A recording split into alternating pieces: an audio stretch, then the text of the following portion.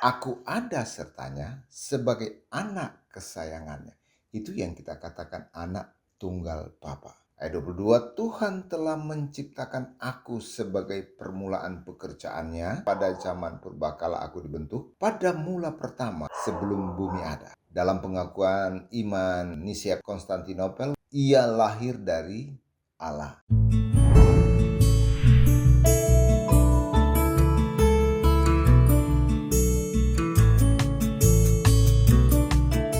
Masih dalam pengenalan akan Yesus Kristus yang adalah Tuhan dan Juru Selamat. Dia adalah Mesias. Dia adalah Raja di atas segala raja. Dia dijadikan sebelum dunia ada. Dia adalah anak tunggal Allah. Menarik sekali.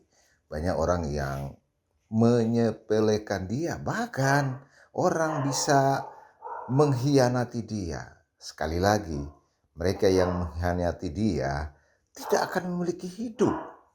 Ini penting untuk saya katakan buat Anda semuanya.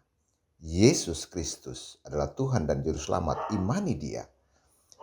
Menarik sekali, ada hal yang perlu saya sampaikan. Dan banyak orang mencari referensi. Sebenarnya siapakah dia? Siapakah Yesus? Ketika dia berbicara dengan orang-orang Farisi, dia katakan, aku sudah ada sebelum Abraham jadi. Dan terjadi pertengkaran, bahkan mereka menuduh dia gila. Sudah berapakah Anda lalu kau katakan, sebelum Abraham jadi engkau sudah ada? Ada hal yang sangat menarik dan perlu didalami di dalam Alkitab. Rahasia yang tersembunyi yang perlu Anda ketahui. Bahkan semuanya ketahui. Anda yang sering menjelekkan keyakinan iman Kristiani yang mengatakan Yesus adalah juru selamat Tuhan, Anda coba lihat ya, dengarkan apa yang saya ingin katakan buat Anda. Terkait dengan hal itu saya akan membacakan beberapa ayat yang sungguh luar biasa di dalam Alkitab, yaitu kitab Amsal terkait dengan wejangan hikmat, Amsal pasal 8. Saya akan membaca dari ayat 22 saja. Dan Anda dengarkan, simak baik-baik teman-teman. Ayat 22, Tuhan telah menciptakan aku sebagai permulaan pekerjaannya, sebagai perbuatannya yang pertama-tama dahulu kala.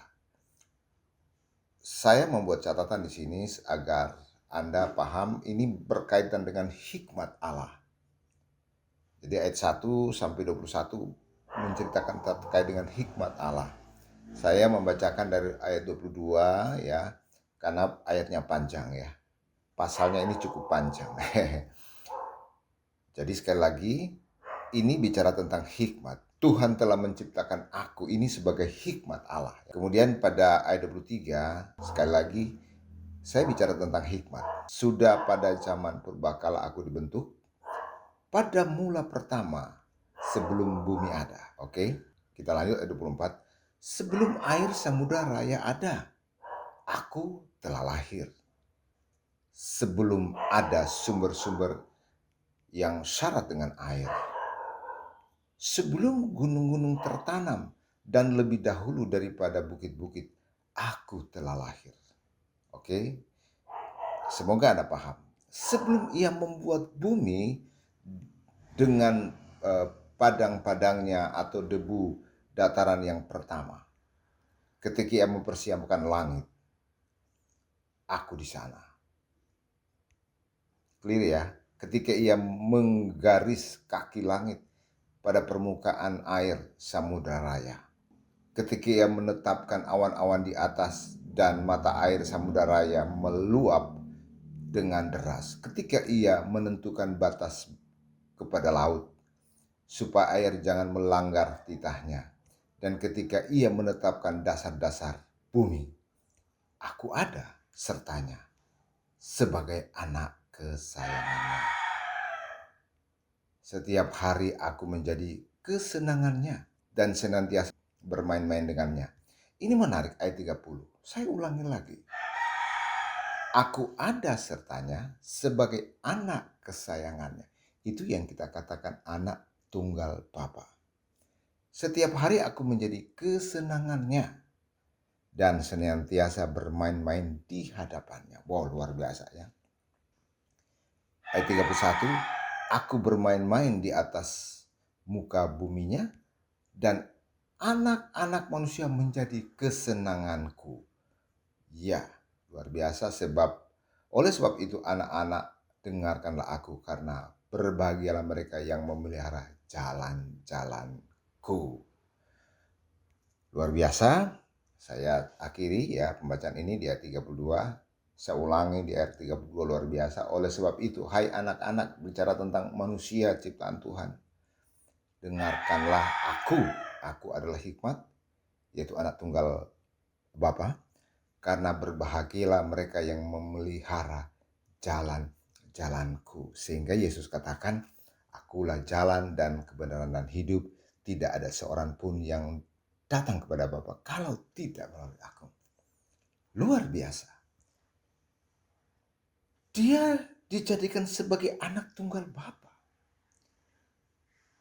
Ketika alam semesta mau diciptakan dalam rancangan Tuhan, dia bersama-sama dengan dia. Sebelum alam semesta dijadikan, dia sudah ada. Awal mula Allah membentuk dia sebelum segala sesuatu dijadikan. Awal mulanya. Kalau dalam kata lain, dibentuk atau dilahirkan atau dijadikan, bukan diciptakan ya. Memang di sini bahasa diciptakan, tetapi itu dibentuk. Dibentuk seperti seperti kita membentuk sesuatu ya. Atau dilahirkan. Dalam pengakuan iman Nisia Konstantinopel, kita bisa lihat bahwa ia lahir dari Allah. Itu dia dibentuk, dilahirkan ya dari Allah. Jadi Anda yang betul-betul skeptis dengan Yesus sebagai anak tunggal Bapa, itu menjadi hal yang sangat rumit. Anda tidak paham sama sekali. Saya ajak Anda untuk terus mengimani Dia sebagai Sang Juru Selamat Tuhan. Anda jangan menganggap Dia hanya setara dengan nabi-nabi Anda. Itu berbahaya, sebab Dia tidak sama dengan nabi-nabi manusia yang lahir dari manusia, lahir dari perempuan yang dilahirkan karena berdasarkan persetubuhan suami istri. Tidak sama sekali. Dia tidak dilahirkan berdasarkan persetubuhan suami istri. Tidak, dia datang dari Bapa. Sebelum dunia dijadikan dia sudah ada. Lalu dia dilahirkan oleh perawan Maria, oleh Roh Kudus. Sebab dia sudah ada sebelum dunia dijadikan. Dia anak tunggal Bapa. Jangan tinggalkan dia. Sekali lagi saya katakan, jangan tinggalkan dia. Imani dia. Hari ini Anda harus mengambil keputusan untuk jangan tinggalkan dia atau berbalik kepadanya jika Anda sudah pergi. Berbalik segera.